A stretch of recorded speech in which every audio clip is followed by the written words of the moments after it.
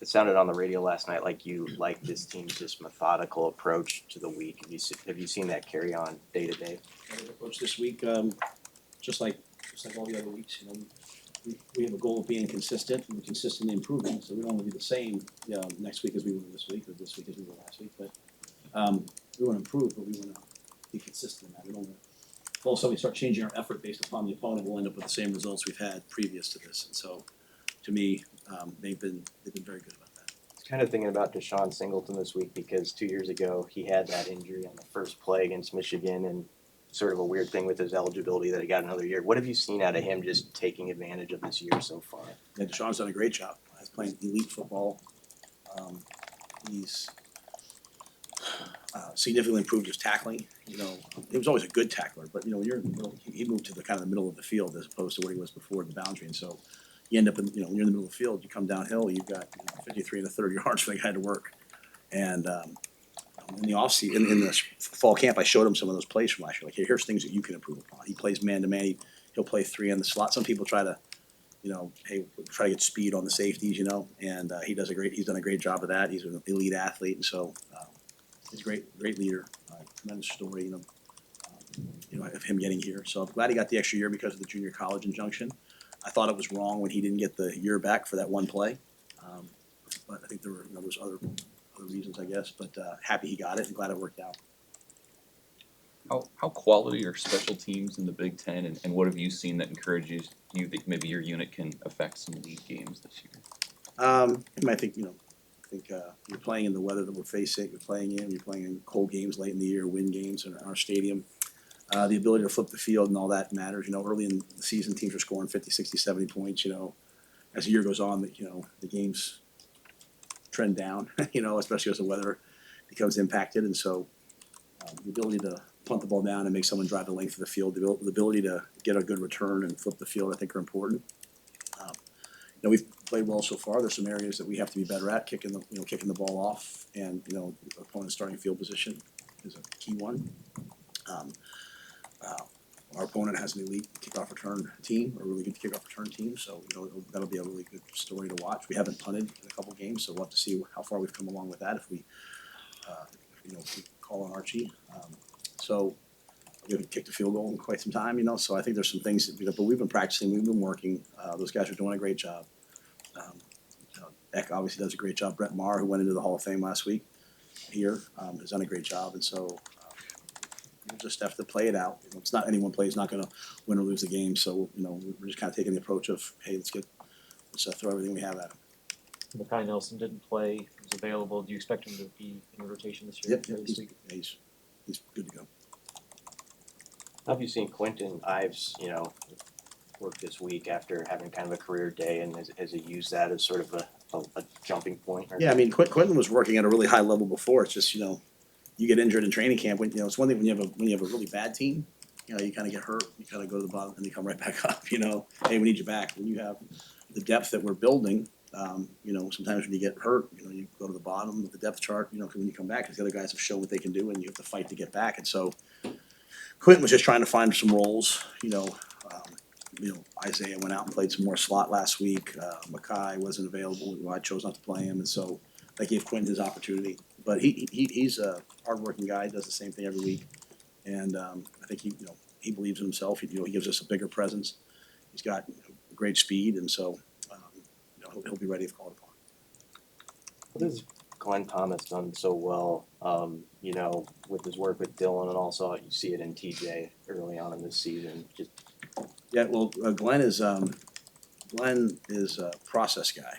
He doesn't care about. It's not like some guys will be like, well, don't do. Well, that worked out. So yeah, like Glenn is like, no, this is the step, this is the read, this is the footwork, this is the carriage of the ball, and he's just going to wear you out with it. And so, I've had him at three different stops, right? I just think he's excellent in terms of drilling and demanding what he wants, and not letting positive outcomes detract from that. And I think that's exactly what young quarterbacks need. They need to do everything right and not worry about did it work or not, but just do everything right till it becomes a habit. I think he and Dana are a great combination. You have Dana, who comes from a world of, more of the air raid world of like, no, not air raid, but he comes from that world of like, hey, find space, hey, let it rip. And, you have Glenn who comes from the world of the National Football League of 22-word play calls and, 16 checks. And what they've done is, you've got a little bit of, when Dana got here, for him to say, hey, I want to keep these guys, I want to keep Glenn, like most guys wouldn't do that. It's just what makes Dana so special. To want the staff to stick together because he liked the way they worked. And he remember him telling me early on, like, hey, I need what Glenn has. I need the methodical, disciplined, relentless approach to it. I need all those ideas of how to do things like an NFL team, and then, I'll bring the mindset that I have that's scored a lot of points for a lot of years. And so I think it's been a really good marriage. Y'all are this weekend.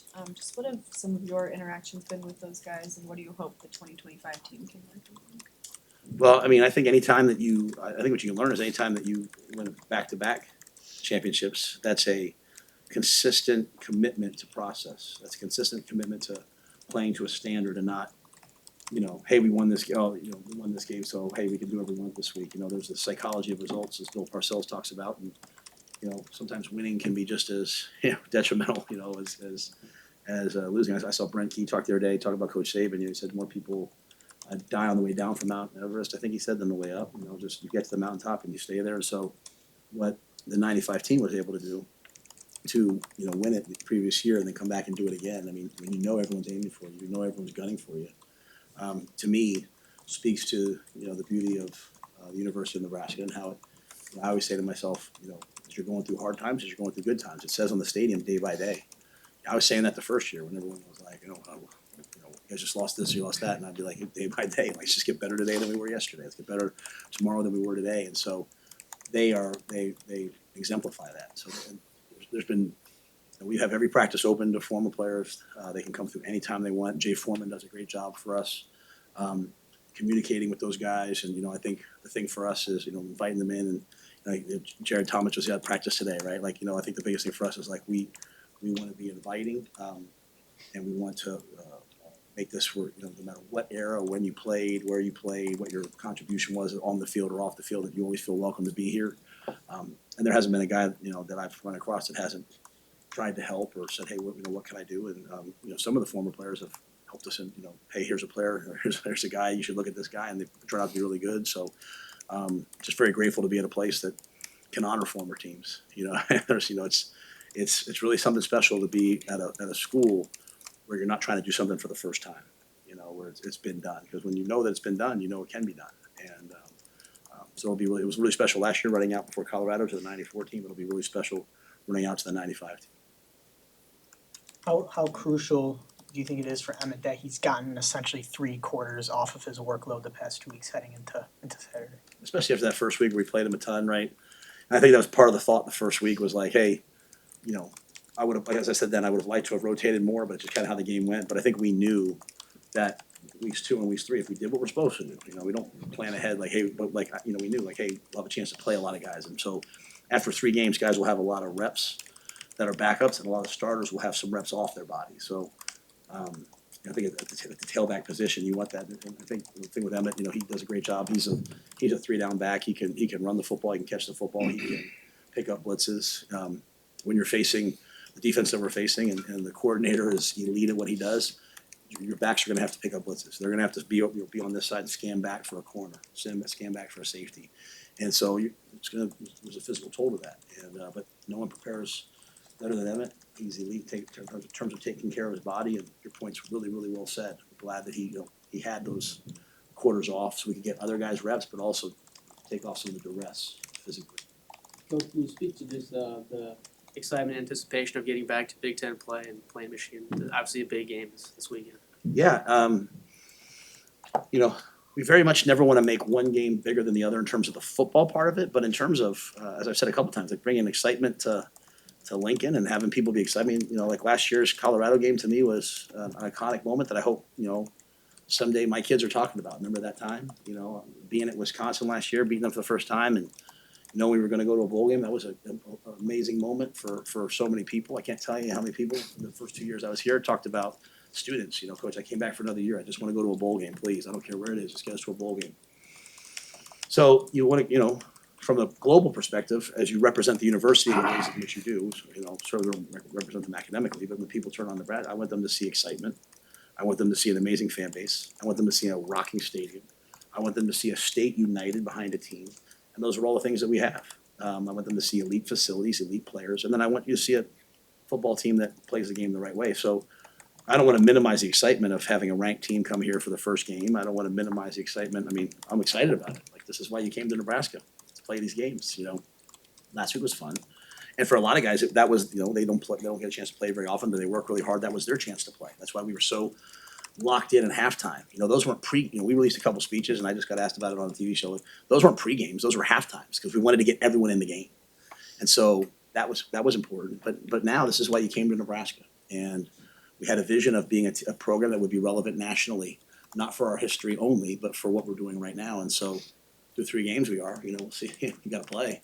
But I'm excited. I'm excited to play in the Big Ten, but I'll be just as excited 2 weeks from now, 3 weeks from now, 4 weeks from now. I just personally believe at the University of Nebraska, every game is a big game because we're playing in it. And as soon as we all have that mindset in the locker room and in the building, then we'll be awesome. There's a lot of weeks you guys ask me a lot about us. There's all the weeks you guys ask me about the opponent. I'm focused on us. I can't control them. They're an excellent team, they're great coaches, but I want our guys locked in and ready to go. I know our fans will be locked in and ready to go. I know you guys will be locked in and ready to go. I'll be locked in. It's an epic day, national TV. And even just for the university, think about how many students all across the country are going to turn that game on and see us play and see our student section and see what's happening here. I mean, kids want to go to schools where there's something exciting going on.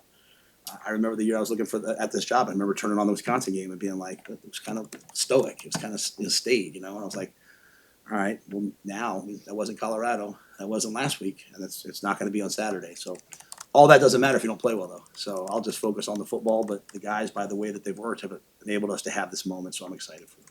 All good. All right, guys. Thanks. Thank you.